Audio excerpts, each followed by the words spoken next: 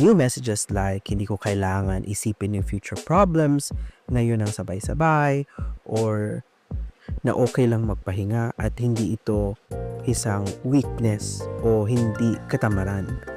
Or kapag well-rested ako, mas may lakas ako para lumaban para sa mga anak ko or para sa pamilya ko bukas.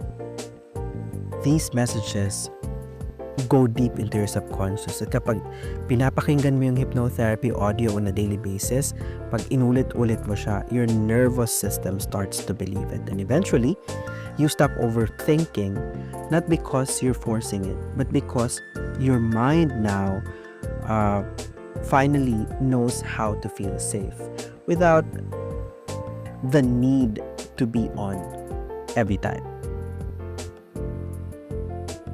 Overthinking is not a personality problem. It is a protection habit. And habits can be retrained. Habits can be changed.